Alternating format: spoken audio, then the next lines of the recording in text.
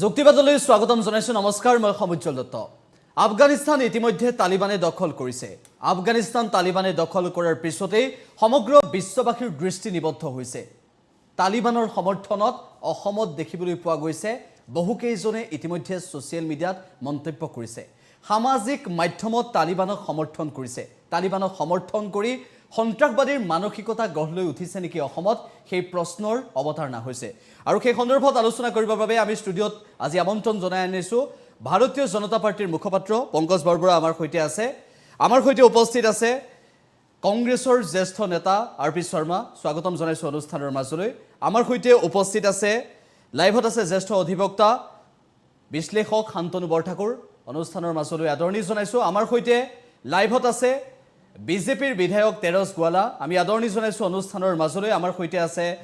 ইউএছএমৰ সহকাৰী অধ্যাপক আব্দুল ৱাদুদ শ্বেখ। আমি আদৰণি জনাইছোঁ অনুষ্ঠানৰ মাজলৈ। আমাৰ সৈতে আছে কংগ্ৰেছৰ মুখপাত্ৰ বন্দীপ দত্ত। স্বাগতম জনাইছোঁ অনুষ্ঠানৰ মাজলৈ। আমি প্ৰথমে আৰম্ভ কৰিব বিচাৰিছোঁ বিজেপিৰ মুখপাত্ৰ পংকজ বৰবৰাই পাই। যিহেতু শেহতীয়াভাৱে প্ৰতিক্ৰিয়াৰ সৃষ্টি হৈছে সমগ্ৰ ৰাজ্যজুৰি আৰু আৰক্ষীয় ব্যৱস্থা গ্ৰহণ কৰিবলৈ বাধ্য হৈছে তালিবানক সমৰ্থন কৰাক লৈ। প্ৰথম প্ৰশ্নটো হৈছে যে আজিৰ দিনটোত দেখিবলৈ পোৱা গ'ল যে ভাৰতীয় জনতা পাৰ্টিৰ কেইবাগৰাকীও নেতাই আজিৰ দিনটোতেই নহয়, ভাৰতীয় জনতা পাৰ্টিৰ বুলিয়েই নহয়, অসমৰ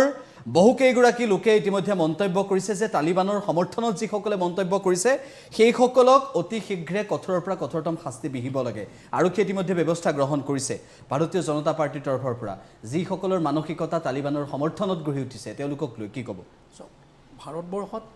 যিসকল ব্যক্তিয়ে তালিবানৰ সমৰ্থন কৰিছে বা অসমত বিশেষকৈ যিসকল ব্যক্তিয়ে তালিবানৰ সমৰ্থন কৰিবলৈ গৈছে, সেই ঘটনাটো অতি দুৰ্ভাগ্যজনক ঘটনা। আমি ভাৰতীয় জনতা পাৰ্টীয়ে সেই কাৰ্যৰ তীব্ৰ গৰিহণা দিছোঁ আৰু চৰকাৰক আমি ইতিমধ্যে দাবীও কৰিছোঁ আৰু চৰকাৰে ইতিমধ্যে ব্যৱস্থা আৰম্ভ কৰা হৈছে। আমি কৈছোঁ চৰকাৰক যে এই ব্যক্তিসকলৰ বিৰুদ্ধে কঠোৰতম বা কঠোৰ শাস্তি বিহিব লাগে, যাতে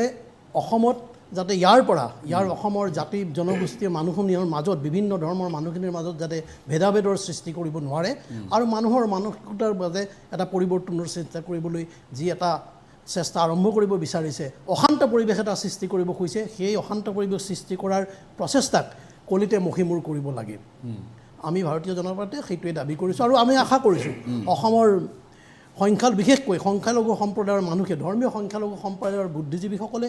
যিসকলে এই সমাজৰ বিশিষ্ট ব্যক্তিসকলে এই ক্ষেত্ৰত এটা কঠোৰ ব্যৱস্থা গ্ৰহণ কৰিব আৰু মানুহখিনিক যিসকলে এনেকুৱা এটা অঞ্চল ব্যৱস্থালৈ গতি কৰিব খুজিছে সেই ব্যক্তিসকলক যাতে তেখেতসকলে সচেতন কৰে আৰু ভাৰতৰ বিৰুদ্ধে বা অসমৰ বিৰুদ্ধে এনেকুৱা কাম নকৰিবলৈ যাতে তেখেতসকলক অলপ সংঘবদ্ধ কৰিব পাৰে, তেখেতসকলক চেষ্টা কৰিব পাৰে, এই ব্যৱস্থাই কৰিব লাগে। হয়, আৰ পি শৰ্মা আমাৰ সৈতে আছে, কংগ্ৰেছৰ জ্যেষ্ঠ নেতা। আজিৰ দিনটোত এটা মন্তব্য কৰিছিল মমিনুল আৱালে, বিজেপিৰ নেতা মমিনুল আৱালে এটা মন্তব্য কৰিছিল যে AIDFৰ একাংশ সমৰ্থকে তালিবানক সমৰ্থন কৰিছে আৰু সেই AIDFৰ বন্ধু হৈছে কংগ্ৰেছ। গতিকে কংগ্ৰেছেও এক প্ৰকাৰ তালিবানৰ সমৰ্থন কৰা মানসিকতাটো গঢ়ি উঠিছে। গতিকে অসমত তেনেধৰণৰ শিপাডাল নাইকিয়া কৰি দিব লাগে বুলি এক প্ৰকাৰ মন্তব্য কৰিছে মমিনুল আৱালে। আৰ পি শৰ্মা ডাঙৰীয়া, মমিনুল আৱালৰ মন্তব্য অত্যন্ত দুৰ্ভাগ্যজনক আৰু তুলুঙা মন্তব্য। আজি 135 বছৰ পুৰণা দলে যদি তালিবান নিচিনা ইণ্টাৰনেশ্যনেল ৰাষ্ট্ৰদ্ৰোহী সংগঠনৰ লগত যদি কিবা মিত্ৰালি কৰে বা সমঝোতা কৰে, এইটো হ'বই নোৱাৰে। কাৰণ কিয় আজি ভাৰতৰ স্বাধীনতা আনিবলৈ কংগ্ৰেছে যুঁজিছিলে। মমিনুল আৱাল আজি পলিটিক্স জন্ম হোৱা কিমান দিন হ'ল, কিমান বছৰ হ'ল এইটো জানো আমি। গতিকে এইবিলাক কৈ লাভ নাই। তুলুঙা মন্তব্য কোনো দলক এটা কৈ মই নকওঁ, যিহেতু ৰাষ্ট্ৰহিতৰ কথা আছে। কংগ্ৰেছ, বিজেপি, AGP হওক বা AIDF হওক বা CPM CPI যোনেই হওক, একমত হৈ এইসকল যিবিলাকে এতিয়া তালিবানক ৰাষ্ট্ৰদ্ৰোহ এটা পৰিকল্পনা কৰি আছে, এইবিলাক মষিমূৰ কৰিব লাগে আৰু কঠোৰ নীতিৰে দমন কৰিব লাগে। কাৰণ কি আজি 16জন আজিলৈ এৰেষ্ট হৈছে। এই 16জন যে ল'ৰাবিলাকে বিভ্ৰান্ত হৈ মিছগাইডেড হৈ কৰি আছে, মা দেউতাই হয়তো কোনো সংস্কাৰ দিয়া নাই তেওঁলোকক। মেডিকেল কলেজ পঢ়া ল'ৰা, তোমাৰ কি ভৱিষ্যত আছে? কিমান ধুনীয়া ভৱিষ্যত। মেডিকেল কলেজত আজিকালি এডমিশ্যন পাবলৈ কিমান টান।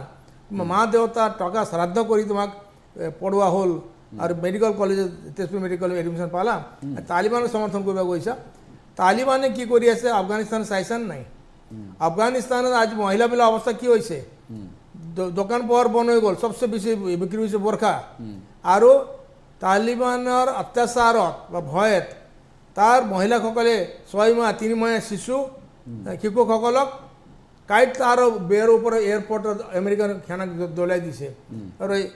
আমেৰিকান সেনাই লাহেকে লৈ মৰম কৰি লৈ গ'ল আমেৰিকা সেই অৱস্থা কি অসমত কৰিব বিচাৰিছে নেকি ল'ৰাবিলাকে আৰু তোমালোকে এইবিলাক কৰাৰ কাৰণে কি হয় উগ্ৰ জাতীয়তাবাদ উগ্ৰ ধৰ্মীয়বাদ আৰম্ভ হয় এটা মুছলমানে ভুল কৰা কাম কৰা মানে কালি বিভিন্ন দলে সুযোগ লৈ লয় যে ইয়াত মুছলিম ৰাষ্ট্ৰ হ'ব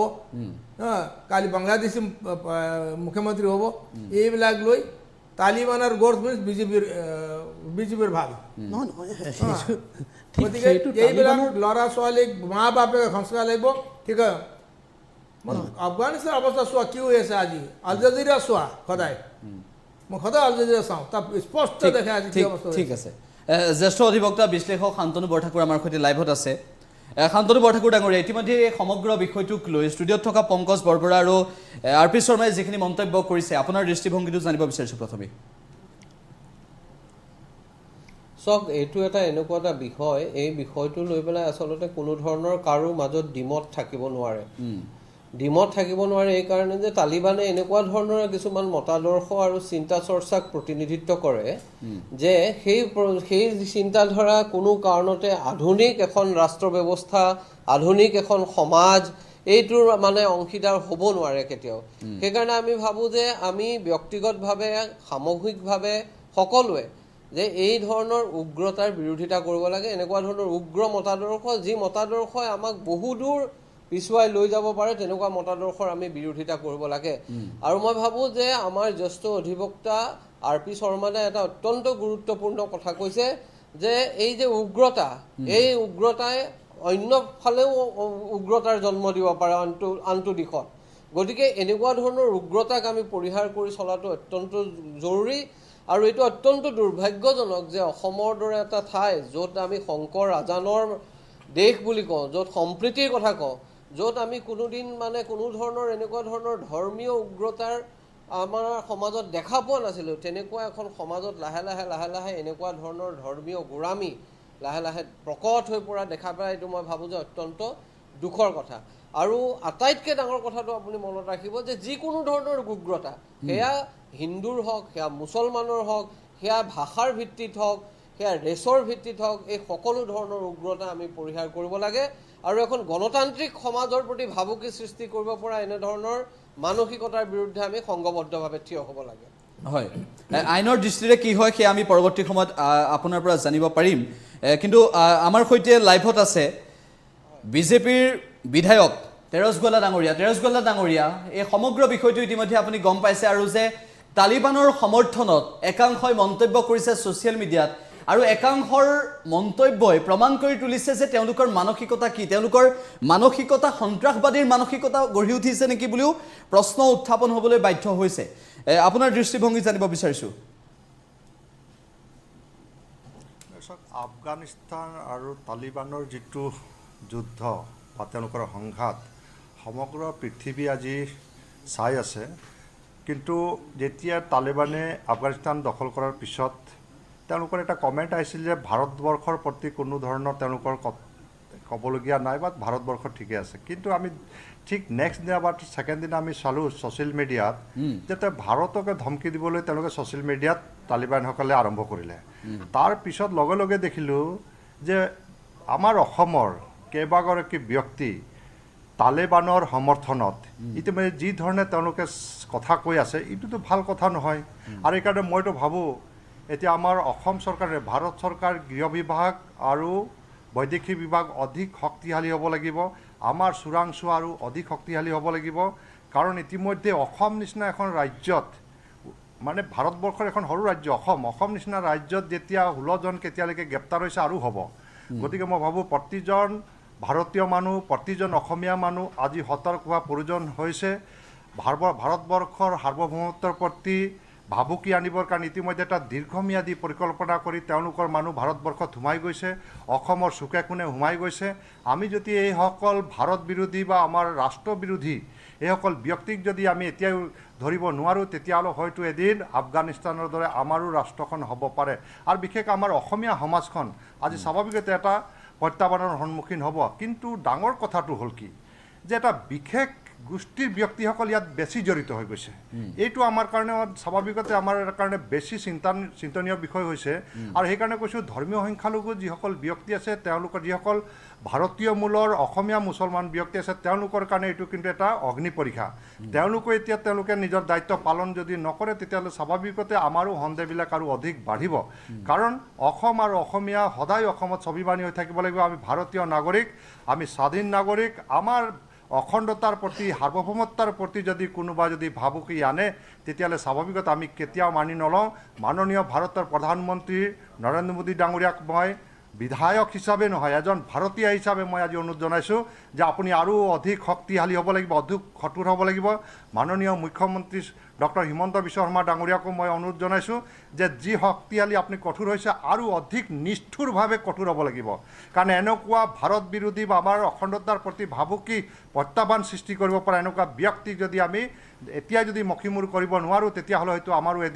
আমাৰো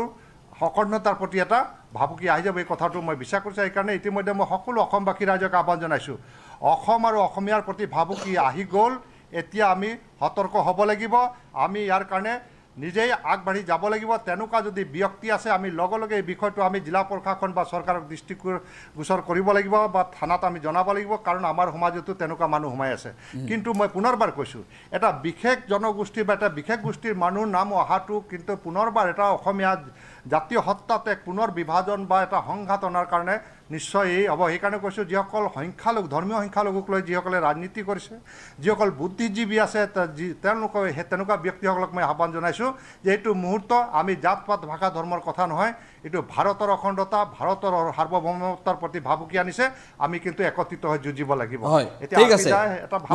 মই আপোনাৰ কাষলৈ আহিম। তেৰছ গোৱালা ডাঙৰীয়া, আপুনি যিখিনি কথা ক'লে ইতিমধ্যে তেৰছ গোৱালা ডাঙৰীয়াই যিখিনি কথা কৈছে, অধ্যাপক তথা বিশ্লেষক আব্দুল ৱাদুদ শ্বেখ আমাৰ সৈতে আছে। এটা ইছলাম ধৰ্মাৱলম্বী লোকসকলৰ কথা এক প্ৰকাৰ তেওঁ ক'ব বিচাৰিছে, ধৰ্মীয় সংখ্যালঘু লোকসকলৰ কথা তেওঁ ক'ব বিচাৰিছে যে সেই একাংশ লোক জড়িত হৈ আছে এনেধৰণৰ কাৰ্যত। প্ৰকৃতপক্ষে এয়া ভাবুকি বুলি কৈছে জাতীয়তাবাদৰ প্ৰতি।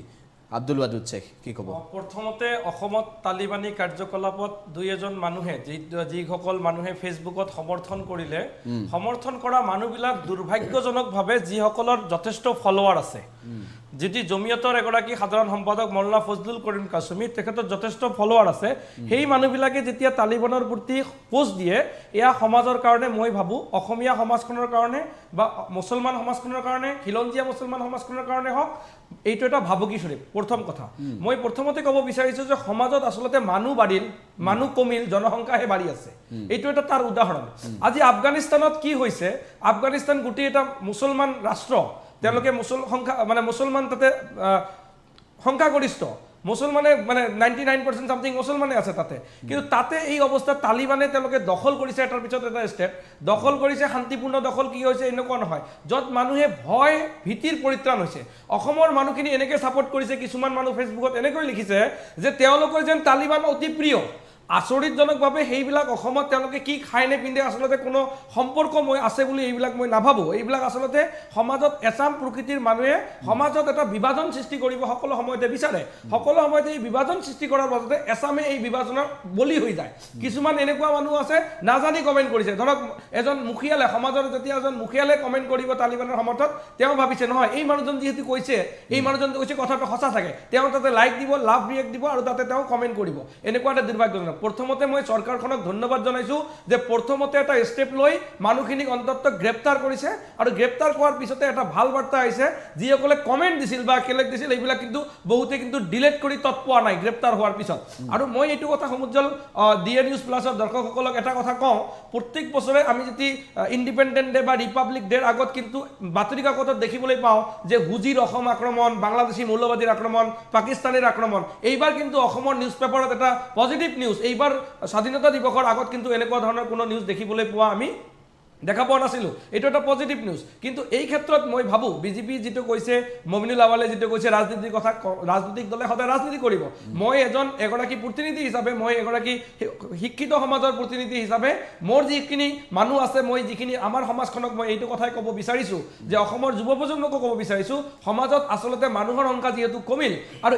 এই চাম মুখীয়া মানুহক এটা দৃষ্টান্তমূলক শাস্তি দিব লাগে যি শাস্তিৰ জৰিয়তে অসমত কোনো মানুহ যাতে এইটো পৰিকল্পনা কৰিবলৈ সাহস নাপায় এটা কথা সুধিছোঁ কিন্তু এটা কথা সুধিছোঁ যে ইতিমধ্যে যিখিনি কথা আপুনি ক'লে যুক্তি আছে আৰু সেই কথাখিনিৰ আলম লৈ মই এটা কথা সুধিব বিচাৰিছোঁ যে সঁচাকৈয়ে এনেকুৱা নেকি যে ইছলাম ধৰ্মাৱলম্বী একাংশ যুৱক এনেধৰণৰ তালিবানৰ প্ৰতি আসক্তি আছে এনেধৰণৰ তালিবানক সমৰ্থন কৰিব তেওঁলোকে বিচাৰে এনেধৰণৰ কাৰ্য চলি আছে নেকি মই এটা কথা গ্ৰেপ্তাৰ হোৱাসকলৰ কিন্তু নামখিনি দেখিলে আমি অনুমান কৰিব পাৰোঁ সেই কথাটো মই এটা কথা কওঁ মই আকৌ কৈছোঁ গ্ৰেপ্তাৰ হোৱাকেইটাক যেতিয়া ইনভেষ্টিগেশ্যন কৰিব মই নাভাবোঁ কিবা এটা সম্পৰ্ক আছে মই আকৌ কৈছোঁ এইটো আৱেগ এনেকুৱা এটা আৱেগত উঠি বাঢ়ি পোষ্ট দিলে নহয় আৰু আপুনি চাব সামাজিক মাধ্যমত চাব তালিবান লৈ যাৰ কোনো অধ্যয়ন নাই তালিবান লৈ যিকোনো পঢ়া শুনা আফগানিস্তানক লৈ পঢ়া শুনা কৰা নাই কিবা এটা নিউজ পাইছে শ্বেয়াৰ কৰিছে কিবা এটা মন্তব্য দিছে আজিকালি এই সামাজিক মাধ্যম হোৱাৰ পিছত এটা প্ৰব্লেম হৈছে আগত মানুহে বাতৰি কাকতত লিখিছিল সম্পাদনা কৰাৰ পিছত এটা লিখা ভাল হ'ব নে বেয়া হ'ব প্ৰকাশ কৰিছিল আজিকালি কি হয় সকলোৱে বুদ্ধিজীৱী যেতিয়া মানে হ'বলৈ যায় অস্তিত্ব জাহিৰ কৰিবলৈ যায় সেই অস্তিত্ব জাহিৰ কৰিবলৈ যোৱাৰ কাৰণে সমাজত এনেকুৱা হৈছে বিজেপি বিধায়ক তেৰেছ গোৱালে যিটো কথা কৈছিল যে মুখ্যমন্ত্ৰী আৰু প্ৰধানমন্ত্ৰীয়ে যথেষ্ট কঠোৰ হ'ব লাগিব মই ভাবোঁ এই ক্ষেত্ৰত পুলিচ বিভাগ অলপমান কঠোৰ হ'লে বাকীখিনি সমস্যা তল পৰি যাব আৰু মই এইটো কথা এইটো দি বিশ্বাস কৰিব পাৰোঁ ইনভেষ্টিগেশ্যনত পিছত ক'ব তালিবানৰ লগত সঁচাকৈ সম্পৰ্ক আছে নে নাই কিছুমানে AIUDFৰ এজন সম্পাদক তেওঁ ফজলুল কমীৰ কাশ্মীৰ তাৰপিছত আৰু এগৰাকী AIUDFৰ এগৰাকী ছাত্ৰ নেতাও এইটো কি হৈছিল সমাজত আচলতে পলাৰাইজেশ্যন সৃষ্টি কৰাৰ কাৰণে এচাম মানুহে কিন্তু যথেষ্টভাৱে কি কৰিছে আৰু মই সংখ্যাগুৰু সমাজক এটা কথা আহ্বান জনাওঁ আমি আপোনালোকক ভাল পাওঁ বাছকান্দি হুজুৰে এটা কথা কৈছিল যে সংখ্যাগুৰুক আমি যেতিয়া ভাল পাম তেতিয়াই আমাক কিন্তু সংখ্যালঘুৱে মৰম কৰিব আমি ভাল নাপালে মৰম নকৰিব কেতিয়া মই এইটো কথা সংখ্যালঘু সমাজক কৈছোঁ দুই এজন মানুহে যেতিয়া তালিবানৰ সমৰ্থনত যেতিয়া পোষ্ট দিছে এনেকুৱা মানসিকতাৰ ব্যক্তি যিসকল আছে তেওঁলোকক এঘৰীয়া কৰক এঘৰীয়া সংখ্যালঘু সমাজেও কৰিব নিশ্চয় আৰু এই অকল মানুহক ভাল কৰাৰ কাৰণে চৰকাৰৰ ফালৰ পৰা সংখ্যালঘু দল সংগঠনৰ ফালৰ পৰা আৰম্ভ কৰি এটা বৃহৎ এৱাৰনেছ আৰু সংবাদ মাধ্যমে এৱাৰনেছ কৰক কিন্তু মোৰ এইটো অনুৰোধ সংখ্যালঘু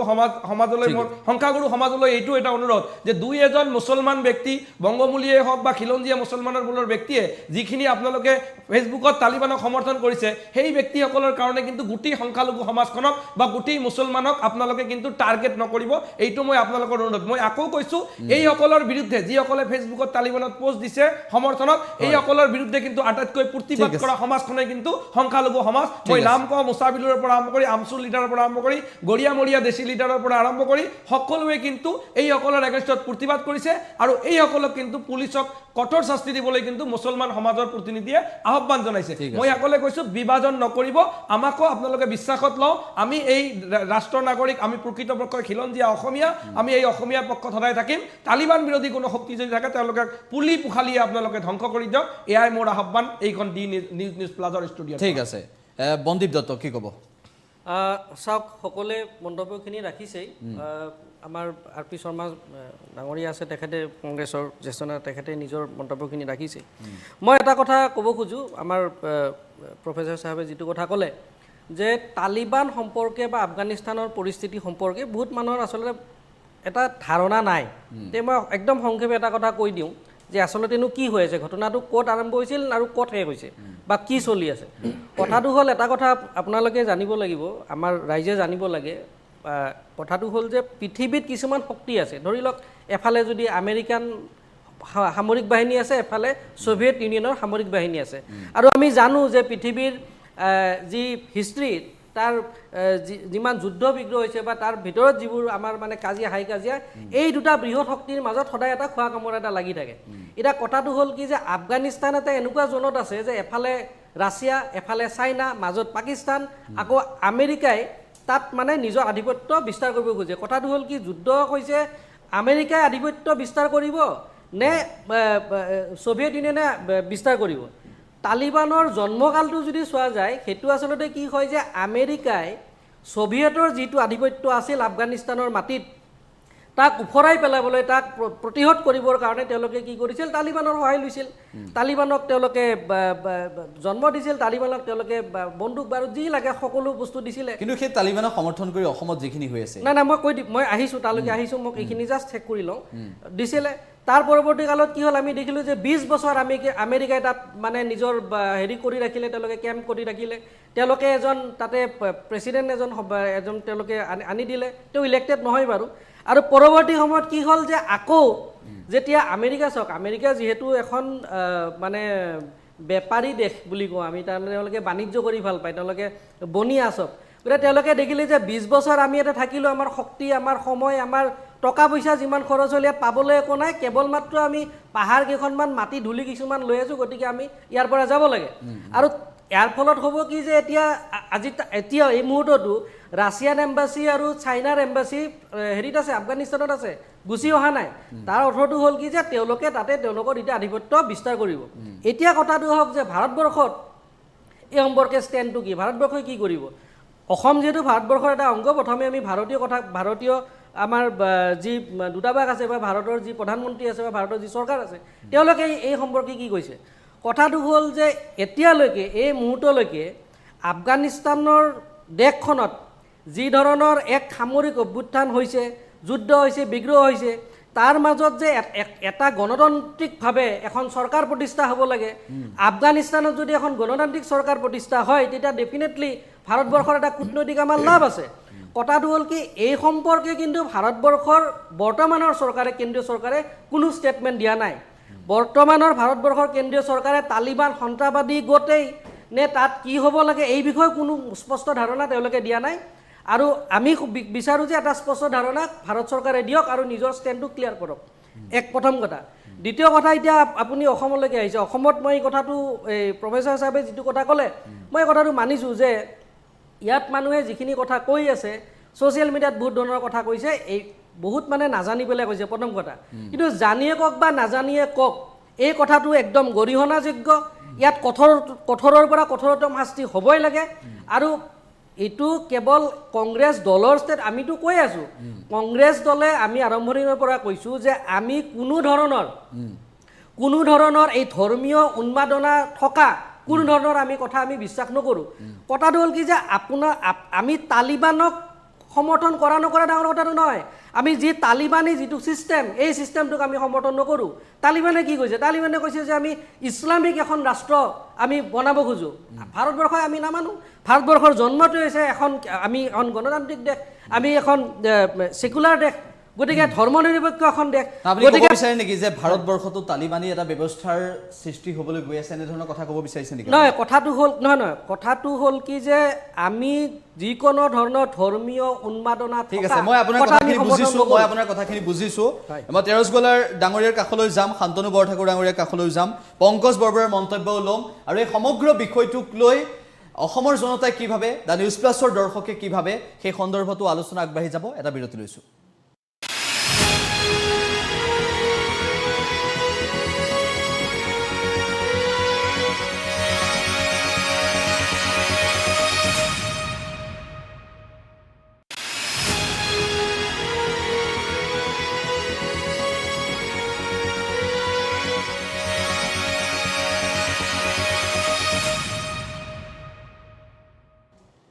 বিৰতি পিছত পুনৰ স্বাগতম জনাইছোঁ আপুনি চাই আছে যুক্তিবাদ আৰু যুক্তিবাদত আমি আলোচনা কৰি আছোঁ অসমত তালিবানী সমৰ্থক ওলাইছে আৰু তালিবানী সমৰ্থকসকলক ইতিমধ্যে আৰক্ষীয়ে গ্ৰেপ্তাৰ কৰিছে তেওঁলোকৰ ওপৰত কি শাস্তি বিহা হ'ব সেই সন্দৰ্ভতো আমি আলোচনা কৰিম আমি লাইভত থকা আমাৰ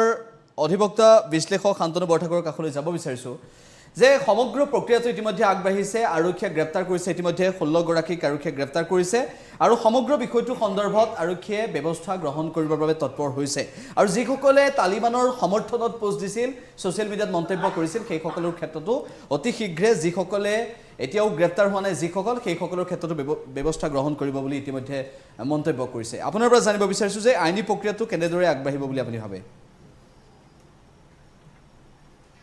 চাওক মই আইনী প্ৰক্ৰিয়াটোলৈ যোৱাৰ আগতে অথনি মই দুটা কথা কৈ যোৱাটো উচিত হ'ব বুলি ভাবিছোঁ সেইকাৰণে কৈ লৈছোঁ প্ৰথম কথাটো হ'ল যে আমি যদিও এই গোটেই কথাটোৰ বিৰোধিতা কৰিছোঁ তাৰ ভিতৰতো মই এটা কথা ক'ব খোজোঁ যে এটা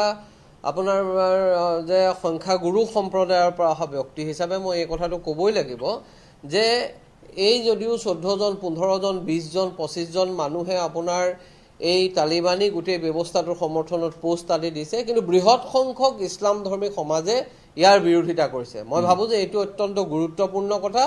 আৰু এইটোক আমি আদৰণি জনোৱা উচিত আৰু তেওঁলোকৰ এই চেতনা কিমান পাৰো আমি আপোনাৰ শক্তিশালী কৰাৰ কাৰণে চেষ্টা কৰা উচিত সেইটো হ'ল এটা কথা 2 নম্বৰ কথাটো মই এই কথাও একে সময়তে ভাবোঁ যে অসমীয়া সমাজ অসমৰ সমাজ জীৱন ইমান থুনুকা নহয় যে এই যে 20 25 100 জন মানুহে তালিবানক সমৰ্থন কৰাৰ লগে লগে আমাৰ সমাজৰ প্ৰতি এটা বৃহৎ ভাবুকি আহিব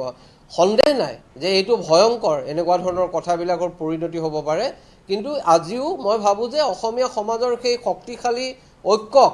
আমি লৈ গৰ্ব কৰোঁ আৰু সেই ঐক্য মই ভাবোঁ যে অব্যাহত থাকিব এতিয়া আপুনি যিটো মূল কথাটো সুধিছে সেই কথাটো হ'ল যে যিটো আইনী প্ৰক্ৰিয়া আৰম্ভ হৈছে এতিয়া আমাৰ মাজত আপোনাৰ জ্যেষ্ঠ অধিবক্তা RP শৰ্মাদাও আছে তেখেতেও আপোনাৰ কথাটো জানিব মই যিটো দেখিছোঁ যে যিকেইটা ধাৰাত এই গোচৰ ৰুজু কৰা হৈছে যেনে 505 তাৰপিছত আপোনাৰ 298 153B আৰু তাৰপিছত আহিলে আপোনাৰ আটাইতকৈ কঠোৰ ধাৰাটো সেইটো হ'ল section 39 of UAPA act unlawful activities prevention এক্টৰ সেকশ্যন 39 এতিয়া ঘটনাটো হৈছে আপোনাৰ এই দুটা গোচৰ মই 2-4টা পোষ্ট আপুনি কোৱাৰ পিছত চাবলৈ চেষ্টা কৰিছিলোঁ চোৱাৰ পিছত মই এটা কথা দেখিছোঁ যে এই গোচৰটোত তেওঁলোকক গ্ৰেপ্তাৰ কৰা হৈছে কিন্তু তেওঁলোকে যি ফেচবুকত বক্তব্য ৰাখিছে সেই বক্তব্যই তেওঁলোকক আপোনাৰ কনভিকশ্যন দিয়াৰ কাৰণে এটা গোচৰ তদন্তৰ পিছত চাৰ্জশ্বিটৰ পিছত আপোনাৰ গোচৰ চলিব প্ৰক্ৰিয়া চলিব তাৰপিছত তেওঁলোকক দিয়াৰ কাৰণে আপোনাৰ যথোপযুক্ত হয় নে নহয় সেই সম্পৰ্কে অৱশ্যে মোৰ মনত কিছু সন্দেহ আছে তাৰমানে আপোনাৰ একদম একেবাৰে পিয়ৰলি লিগেলি যদি আমি গোটেই বিষয়টোক চাওঁ গতিকে কথাটো হ'ল কিন্তু এতিয়া ঘটনাটো হ'ল যেহেতুকে তেওঁলোকক অভিযুক্ত কৰা হৈছে গ্ৰেপ্তাৰ কৰা হৈছে আৰু যেহেতুকে তাত আপোনাৰ সেকশ্যন 39 অফ UAPA এক্ট আছে গতিকে তেওঁলোকৰ কাৰণে কিন্তু জামিন পোৱাটো যথেষ্ট কঠিন হ'ব আৰু যদিহে তাৰপিছত তেওঁলোকে অকল ফেচবুক পোষ্টৰ বাদে তেওঁলোকৰ মাজত যদি অন্য কোনো মেটেৰিয়েল বা অন্য কোনো তথ্য প্ৰমাণ আনিব পাৰে যিবোৰৰ দ্বাৰা তেওঁলোকে কোনো ধৰণৰ ভাৰতবৰ্ষৰ ঐক্য আৰু অখণ্ডতাৰ প্ৰতি ভাবুকি সৃষ্টি কৰাৰ কথা হ'ব পাৰে অৰ্থাৎ দুটা সম্প্ৰদায়ৰ মাজত আপোনাৰ সংঘৰ্ষ সৃষ্টিৰ কাৰণে কিবা কথা বতৰা তেওঁলোকৰ মাজত এটা ষড়যন্ত্ৰ কৰাৰ যদি প্ৰচেষ্টা চলে তেতিয়াহ'লে মই ভাবোঁ যে তেওঁলোকৰ কাৰণে জামিন আদি পোৱাটো কঠিন হ'ব আৰু যদি তেনেকুৱা কোনো ধৰণৰ তথ্য প্ৰমাণ আনিব নোৱাৰে কেৱল যদি আপোনাৰ ফেচবুক পোষ্টটোৰ আধাৰতে কৰে মই ভাবোঁ যে তেওঁলোকক কনভিকশ্যন দিয়াটো খুব এটা মানে সহজ কথা হ'ব যেন মোৰ বোধ হোৱা নাই কিন্তু সেইটো এটা মানে মই এতিয়া কৈ দিব নোৱাৰোঁ গোটেই কথাটো কাৰণ এই কাৰণে যে কি মেটেৰিয়েল আহিব কি নাহিব সেইটোৰ ওপৰতে গোটেই কথাটো নিৰ্ভৰ কৰিছে যদি তেওঁলোকে এটা বৃহৎ ষড়যন্ত্ৰৰ অংশীদাৰ তেতিয়াহ'লে মই ভাবোঁ যে তেওঁলোক দোষী সাব্যস্ত হ'ব কিন্তু সেই যি নহওক মই ভাবোঁ যে সেইকাৰণে আইনী প্ৰক্ৰিয়াটো তেনেকৈ আগবাঢ়িব আৰু তাৰ মাজেদিয়ে লাহে লাহে চৰকাৰ বা চৰকাৰী তদন্তকাৰী সংস্থাই গোটেই বিষয়টোক আগুৱাই লৈ যাব লাগিব ঠিক আছে মই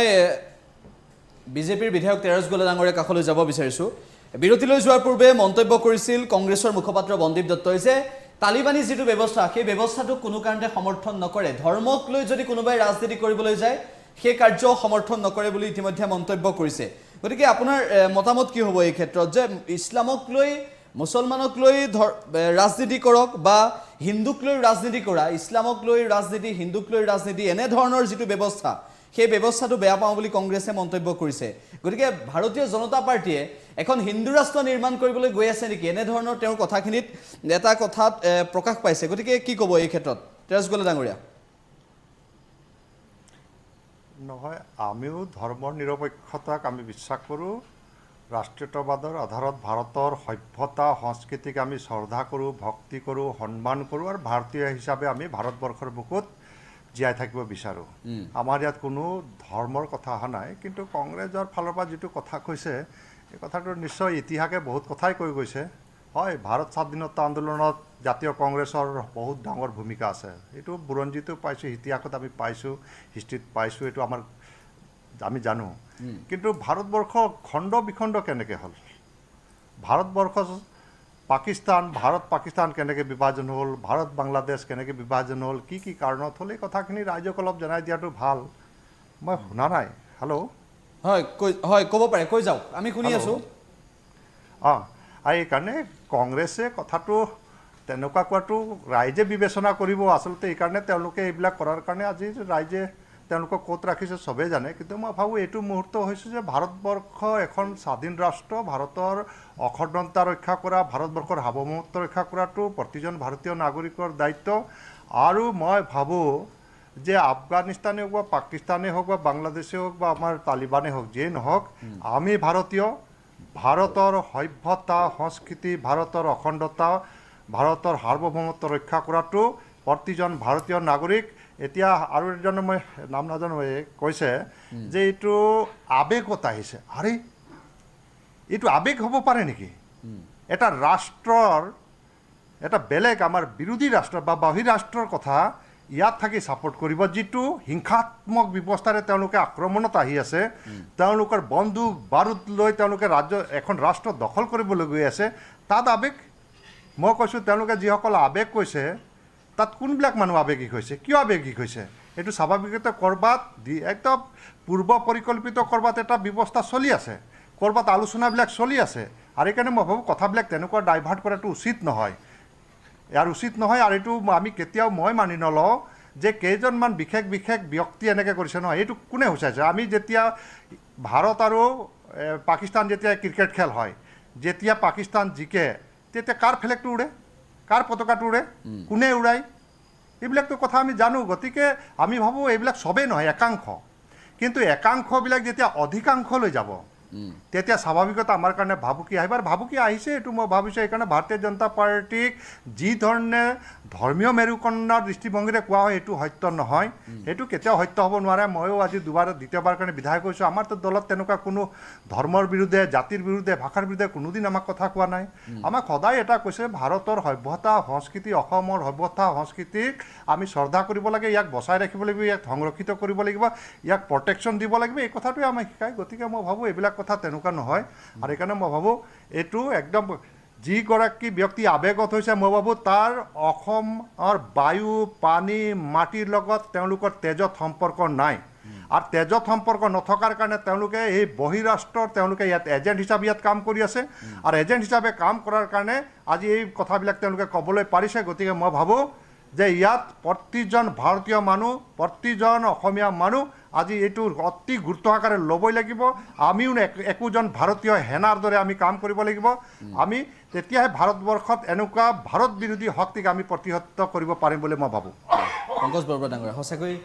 এজেণ্ট নেকি, একাংশ এজেণ্ট হৈ পৰিছে নেকি? এইবাৰ আমাৰ প্ৰফেচাৰ ডাঙৰীয়া এটা কথা কৈছিল যে এইবাৰ স্বাধীনতা দিৱসৰ সময়ত দুটামান ঘটনাৰ কথা কৈছিল। এইবাৰ অসমৰ স্বাধীনতা দিৱসৰ এটা বিশেষ তাৎপৰ্য আছে যে প্ৰায় 40 বছৰৰ পিছত আলফাই বন্ধ দিয়া নাই। অসমত শান্তি প্ৰক্ৰিয়া এটা আকৌ আৰম্ভ কৰিব হৈছে। যথেষ্ট শান্তি আছে, গোটেই আলফা সমস্যাটোৰ সমাধান কৰিবলৈ চৰকাৰখনে চেষ্টা কৰিছে। আৰু সেই সময়তে এইবিলাক ঘটনাই হয়তো বহিৰাষ্ট্ৰৰ এটা প্ৰভাৱ থাকিব পাৰে, অসমক অশান্ত কৰিব লাগে। বঞ্জিতে এটা কথা কৈছিল যে ৰাছিয়া আৰু আমেৰিকাৰ কথা কৈছে, আমেৰিকা বেপাৰী। কিন্তু আজি অলপ দিনৰ পৰা তেখেতে আমাৰ আন এখন ৰাষ্ট্ৰ চীনৰ কথা ইয়াত উল্লেখ কৰা নাই। চীন দেশো আজিকালি তেখেতসকলে অস্ত্ৰ শস্ত্ৰৰ বেপাৰ আৰম্ভ কৰিছে। ভাৰতীয় পাকিস্তানৰ লগত আজি চীনৰ এটা সম্বন্ধ হৈছে। আৰু এই গোটেই তালিবানৰ ঘটনাটোত,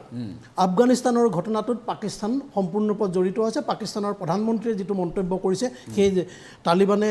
আফগানিস্তান দখল কৰাৰ পিছত সেই মন্তব্যটোৰ মই উদ্ধৃতি দিব খোজা নাই। তথাপিও চাইনাই যিটো ঘটনা তাত সংঘটিত কৰিছে, আৰু ভাৰতে যেতিয়া তাত আফগানিস্তানক এখন আধুনিক আফগানিস্তান নিৰ্মাণৰ কাৰণে কাম কৰিছিল, তাৰ ভাৰতৰ প্ৰধানমন্ত্ৰী নৰেন্দ্ৰ মোদী ডাঙৰীয়াই তাত এটা পাৰ্লিমেণ্ট ভৱনটো তেখেতসকলক নিৰ্মাণ কৰি দিছিল। এই ঘটনাবিলাক ভাৰত যেতিয়া জড়িত হৈ আছিল, আৰু ভাৰতৰ চুবুৰীয়া ৰাষ্ট্ৰকেইখনত যোৱা কেইদিনমানত কিছুমান ঘটনা সংঘটিত হৈছে। নেপালত চীনৰ সমৰ্থনত থকা চৰকাৰখন গুচি গৈছে, এতিয়া নেপালী কংগ্ৰেছৰ এখন চৰকাৰ হৈছে। আৰু সেই চৰকাৰখনে লগত ভাৰতে আকৌ নেপালৰ লগত সম্পৰ্ক সুদৃঢ় কৰাৰ চেষ্টা কৰিছে। এনেবিলাক ঘটনায়ো ইয়াত যথেষ্ট ক্ৰিয়া কৰিছে বুলি মোৰ অনুভৱ হয়, যাতে আফগানিস্তানত যদি এটা অশান্ত পৰিস্থিতিৰ সৃষ্টি কৰিব পাৰে, আফগানিস্তানৰ জৰিয়তে পাকিস্তান বা চুবুৰীয়া ৰাষ্ট্ৰ চাইনাই ভাৰতৰ ওপৰত যে প্ৰভাৱ বিস্তাৰ কৰি ভাৰতৰ অশান্ত কৰি থাকিবলৈ চেষ্টা কৰিব পাৰে আৰু এই ঘটনাবিলাকে যিটো কৈছে যে যিটো কথা বঞ্জিতেও কৈছে তেনেকুৱা এজন মেডিকেল পঢ়া ছাত্ৰ এজন যিটো RP শৰ্মা দাই প্ৰথমতে কৈছিল মেডিকেল পঢ়া ছাত্ৰ এজনৰ দৰে যদি আৱেগ বুলি মই হয়তো নাভাবোঁ তথাপিও আশা কৰিম আমি যে অসমৰ সকলো মানুহে মিলি এই ঘটনাবিলাকৰ নিন্দা কৰিছে আৰু এই নিন্দা কৰাৰ লগে লগে কলিতে এই বস্তুবিলাক নিশেষ কৰাৰ পৰিক্ৰমা কৰিছে যাতে অসমত অশান্ত কৰিবলৈ চেষ্টা যিবিলাক শক্তিয়ে কৰিছে সেই অশান্ত কৰিব যাতে তেওঁলোকে নোৱাৰে তাৰ ক্ষেত্ৰত আমি কঠোৰ হৈ থাকিব লাগিব আৰু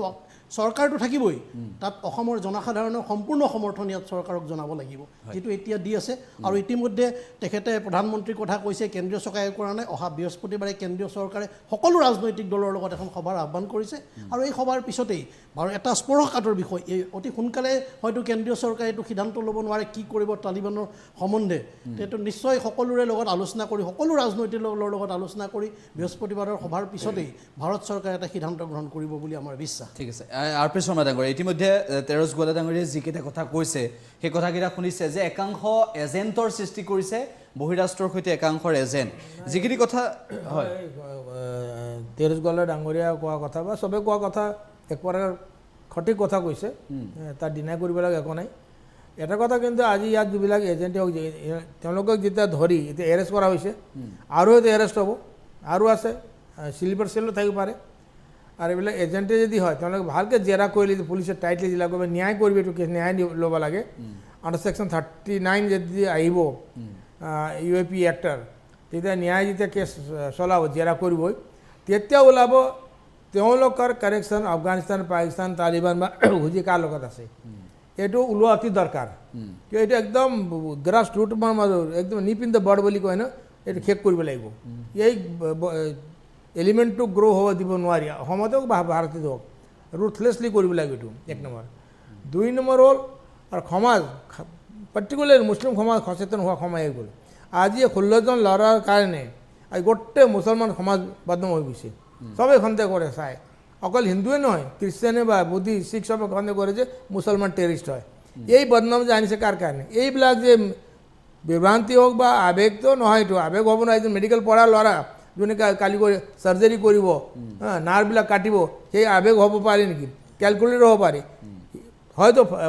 ফৰেন ফাণ্ডিঙো থাকিব পাৰে এই সন্ত্ৰাসবাদী থ্ৰু এইবিলাক তথ্য সঠিকভাৱে ওলাব লাগিব 1 নম্বৰ 2 নম্বৰ এটা কথা ভাল কথা কওঁ আজি তালিবানৰ নেতাবিলাকে আজি 3 দিনৰ পৰা মুছলিম 56খন ৰাষ্ট্ৰ আছে বিশ্বত 56খন ৰাষ্ট্ৰ ঘূৰি ফুৰিছে কিন্তু 55খন ৰাষ্ট্ৰই কোনো সঁহাৰি দিয়া নাই এক্সেপ্ট পাকিস্তান আৰু পাকিস্তান চাইনা মিলি আছে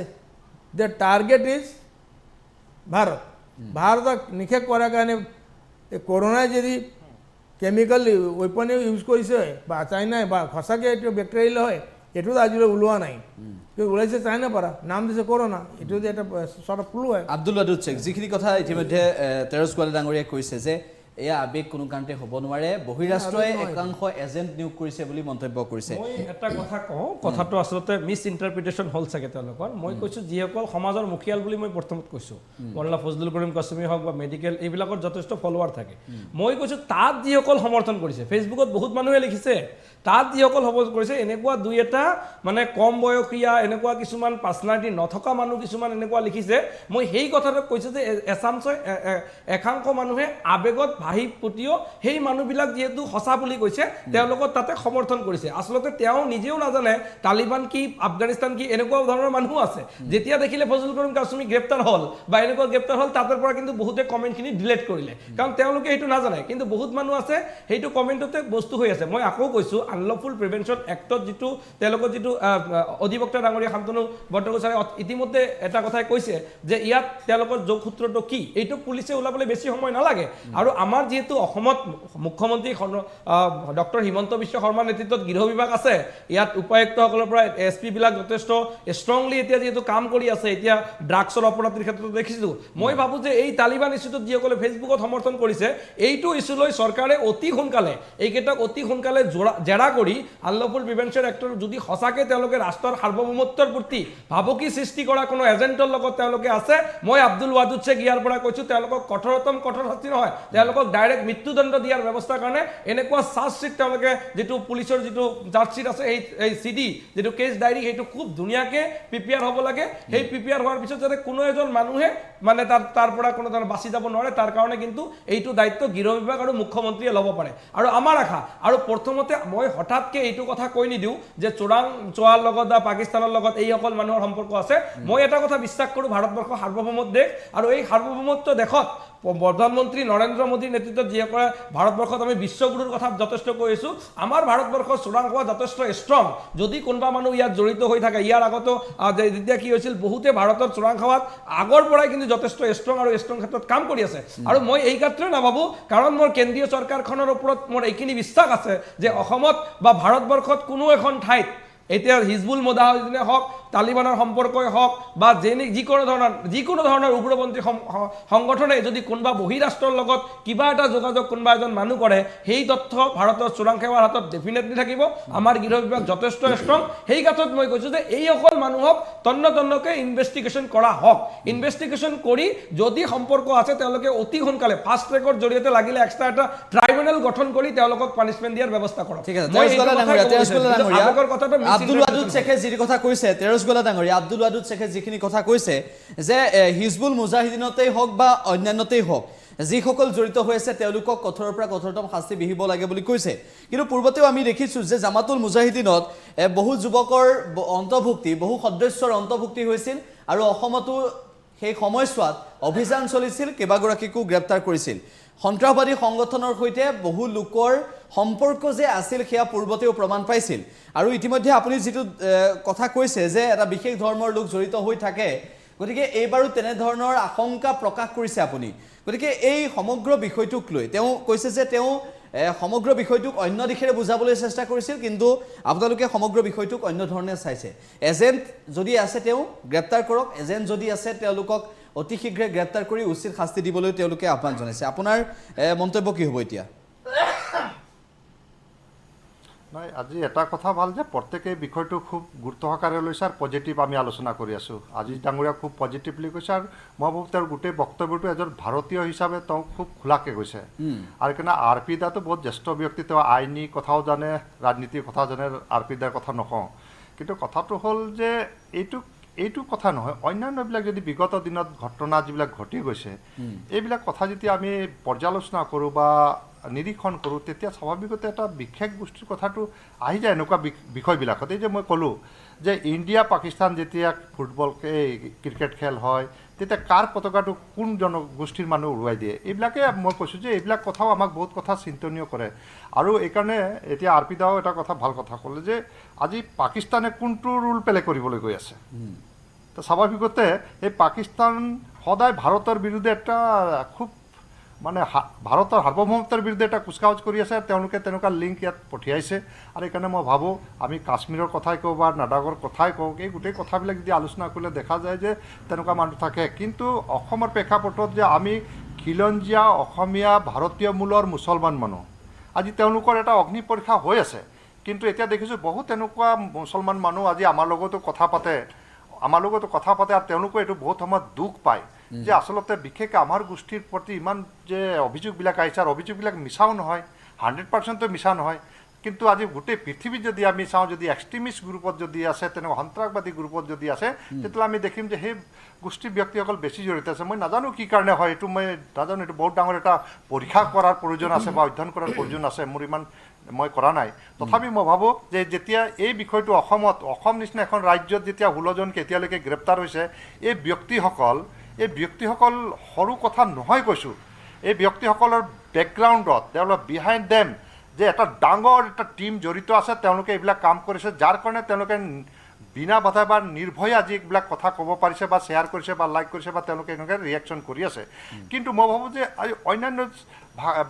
ধৰ্মাৱলম্বী লোকবিলাকতো কৰা নাই কিন্তু এইকাৰণে ভাবোঁ যে এই বিষয়টো সৰু বিষয় নহয় এইটো স্বাভাৱিকতে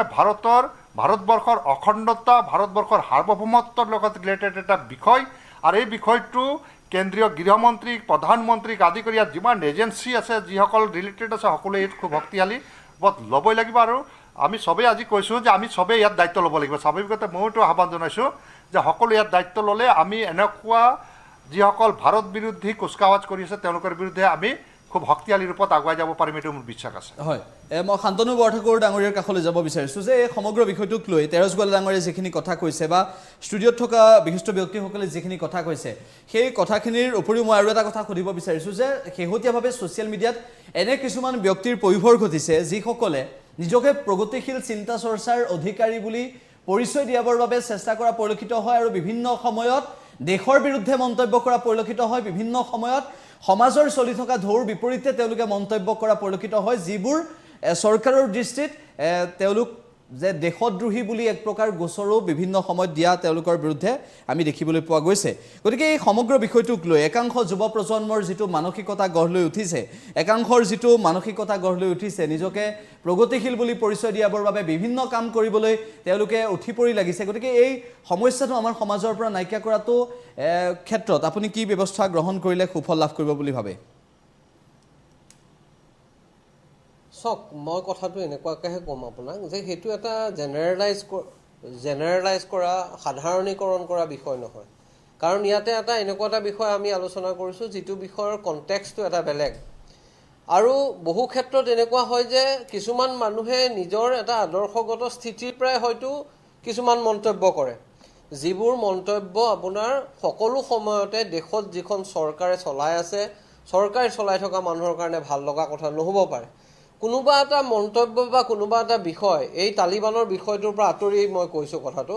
যে সেই বিষয়টো সদায় আমাৰ চৰকাৰ বা ডমিনেণ্ট মেজৰিটেৰিয়ানসকলে বিচৰা ধৰণেৰে ভাল লগা হ'বনে নহয় সেই কথাটো কোনে ডিটাৰমাইন কৰিব সেইকাৰণে মই ভাবোঁ যে এই বিষয়টোৰ সন্দৰ্ভত এটা আমাৰ নিৰ্দিষ্ট কিছুমান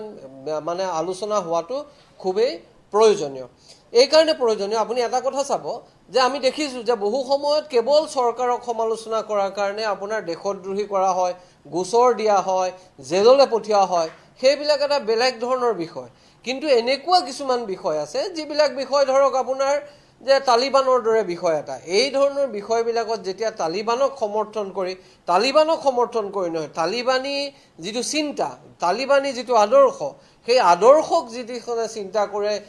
সমৰ্থন কৰি যি ধৰণৰ ছ'চিয়েল মিডিয়া সামাজিক মাধ্যমত এনেধৰণৰ বক্তব্য আগবঢ়োৱা পৰিলক্ষিত হয় মই ভাবোঁ যে সেই বিষয়টো সম্পৰ্কেহে আমি চিন্তা কৰিব লাগিব এইটো যে অকল যে তালিবানৰ ক্ষেত্ৰতে প্ৰযোজ্য সেইটো নহয় অন্য ধৰ্মৰ ক্ষেত্ৰতো যদি তেনেকুৱা ধৰণৰ উগ্ৰতা প্ৰকাশ পাইছে তেনেধৰণৰ উগ্ৰ মন্তব্যবিলাকক যিটোক আমি ক'ব পাৰোঁ যে এক ধৰণৰ অসহিষ্ণুতা যাৰ মাজেদি প্ৰকাশ পায় সেইবিলাকক কেনেকৈ বাধা দিব লাগিব মই ভাবোঁ যে এইটোৰ কাৰণে অহৰহ এটা চেনচিটাইজেশ্যনৰ প্ৰয়োজন আছে সকলো মানুহে যিসকল আপোনাৰ পণ্ডিত ব্যক্তি আছে বুদ্ধিজীৱী আছে যিসকল ৰেচনেলি যুক্তিসংগতভাৱে চিন্তা কৰিব পৰা মানুহ আছে তেওঁলোকে এই ধৰণৰ সকলোকে লৈ আগবাঢ়ি যোৱাটো জৰুৰী কিন্তু সেইটো কৰিবলৈ যাওঁতে মই ভাবোঁ যে সকলো চৰকাৰ বিৰোধী সকলো সমালোচনা কৰা চৰকাৰৰ নীতিক সমালোচনা কৰা মানুহক একে শাৰীতে দেশদ্ৰোহী বুলি কৰি দিয়াৰ যিটো চেষ্টা সেইটোৰ পৰাও কিন্তু আমি আঁতৰি থাকিব লাগিব এইকাৰণে কাৰণ সেইটোৱে আকৌ অন্য ধৰণৰ উগ্ৰতাৰ জন্ম দিব পাৰে অসহিষ্ণুতাৰ জন্ম দিব পাৰে যিটোৱে সমাজৰ যিটো ফেব্ৰিক সেই ফেব্ৰিকটোৰ প্ৰতি এটা ভাবুকিৰ সৃষ্টি কৰিব পাৰে দীৰ্ঘকালীন সময়ত হয় দেশৰ বাবে এক প্ৰকাৰ আতংকৰ কাৰণ হৈ পৰিছে তালিবানী সমৰ্থক এই সমগ্ৰ বিষয়টোৱে সকলোৱে মত পোষণ কৰিছে যে কোনো কাৰণতে তালিবানী সমৰ্থক যাতে সাৰি যাব নোৱাৰে আৰু এই ক্ষেত্ৰত কঠোৰ পৰা কঠোৰতম শাস্তি বিহিব লাগে বুলি সকলোৱে মন্তব্য কৰিছে মই বন্দীপ দত্তৰ পৰা জানিব বিচাৰিছোঁ শেষত কি ক'ব বিচাৰিব চাওক প্ৰথম কথা হ'ল কি যে যেতিয়া দেশৰ বা ৰাষ্ট্ৰৰ সাৰ্বভৌমত্ব বা ছিকিউৰিটিৰ ওপৰত কথা আহে তেতিয়াহ'লে দুজন জ্যেষ্ঠ অধিবক্তা আছে তেখেতসকলে কৈছে বহুত ধাৰা আছে আমাৰ ন্যায়ালয়ৰ ওপৰত আমাৰ বিশ্বাস আছে ভাৰতীয় নাগৰিকসকলৰ যি ধৰ্মৰেই নহওক গতিকে দেশৰ যদি সাৰ্বভৌমত্ব আৰু হেৰিৰ ওপৰত ছিকিউৰিটিৰ ওপৰত কুৱেশ্যন আহে ভাবুকি আহে তেনেহ'লে ন্যায়ালয়ে নিজৰ কাম কৰিব যি ব্যৱস্থা আছে চৰকাৰী ব্যৱস্থা কৰিব মোৰ ক'বলগীয়া কথা হ'ল কি আৰু তেৰছ গোৱালা ডাঙৰীয়া তেখেত এগৰাকী বিধায়ক তেখেতে এটা কথা বাৰে বাৰে কৈ আছে যে বা ইণ্ডিয়া পাকিস্তানৰ ক্ৰিকেট খেল হ'লে তাত মানুহে বম ফুটায় এইবোৰ অলপ সস্তীয়া কথা তেওঁ এইবিলাক কথা অলপমান ষ্টাডি কৰক তেওঁ এইবিলাক কথা কোৱাৰ পৰা বিৰত থাকক মই সেই বিষয়ে এটা কথা ক'ব খুজিছোঁ আপোনাক আৰম্ভতে মই এটা কথা কৈছিলোঁ যে ভাৰতবৰ্ষ এখন এনেকুৱা ৰাষ্ট্ৰ কূটনৈতিকভাৱে ভাৰতবৰ্ষ এখন সফল ৰাষ্ট্ৰ আমি এখন সফল ৰাষ্ট্ৰ আপোনালোকৰ আমাৰ এইবিলাক পণ্ডিত কথা জৱাহৰলাল নেহৰুকে আপোনালোকে আদি কৰি কথাই মহাত্মা কাৰোবাক গান্ধীকে encourage আদি কৰি কৰে, এই যিমান লিডাৰ আছিলে ভাৰতবৰ্ষ স্বাধীন হোৱাৰ পৰা এতিয়ালৈকে তেখেতসকলে কি কৰিছিলে আমি আমেৰিকাৰো বন্ধু আমি ৰাছিয়াৰো বন্ধু আমি ছোভিয়েট ইউনিয়নৰো বন্ধু এতিয়া কথাটো হ'ল কি যে পংকজ বৰবৰা ডাঙৰীয়াই যিটো কথা ক'লে যে আমাৰ ভাৰতবৰ্ষৰ প্ৰধানমন্ত্ৰী ডাঙৰীয়াই তাত এটা পাৰ্লিয়ামেণ্ট তেওঁ মানে কি কৰিছিলে হেৰি কৰিছিলে অপেনিং কৰিছিলে আৰু ভাৰতবৰ্ষই তাত বহুত কোটি টকা বহুত হেজাৰ কোটি টকা আফগানিস্তানত খৰচ কৰিছিলে ভাল কথা কূটনৈতিকভাৱে আমাৰ এটা ভাল কথা কিন্তু আজি যদি ৰাছিয়াৰ এম্বাচিটো চলি থাকে ৰাছিয়াই যদি তাত চলি থাকিব পাৰিছে ভাৰতবৰ্ষই নিজৰ নেগুৰডাল থিয় কৰি পেলাই কিয় দৌৰিব লাগিছে তাৰমানে কূটনৈতিকভাৱে বৰ্তমানৰ যিখন কেন্দ্ৰীয় চৰকাৰ কূটনৈতিকভাৱে তেওঁলোকে সফল হ'ব পৰা নাই কিন্তু ডেফিনেটলি আমি সফল হ'ব লাগিব ৰাষ্ট্ৰ হিচাপে আমি সফল হ'ব লাগিব তেখেতে যিটো কথা ক'লে যে সৰ্বদলীয় এখন সভা পাতিছে ভাল কথা তাত দলৰ মানুহখিনি আহক কংগ্ৰেছ দলৰ জ্যেষ্ঠ মানুহখিনি আহিব যিহেতু আমি দেশ চলোৱা আমাৰ অভিজ্ঞতা বেছি গতিকে আমি জানো কূটনৈতিকভাৱে কি ধৰণে আমি সফলতা পাম ৰ'ব মই আৰু এটা কথা কৈ দিছোঁ আৰু এটা কথা কৈ দিছোঁ সেইটো হ'ল যে ধৰ্মৰ নামত এখন ৰাষ্ট্ৰ গঠিত হ'লে কি হয় আমি আফগানিস্তানত দেখিলোঁ তালিবানক এক মিনিট মই এটা লাষ্ট কথাটো কৈ দিছোঁ তালিবানক খুদ মুছলমান বা ইছলামিক ধৰ্মৰ ৰাষ্ট্ৰবোৰে ছাপোৰ্ট কৰা নাই গতিকে ইয়াৰ পৰা আমি কিছুমান কথা আমি স্পষ্ট ধাৰণা কৰি ল'ব লাগে আজি ডেনমাৰ্ক পৃথিৱীৰ ভিতৰত শেষত কি ক'ব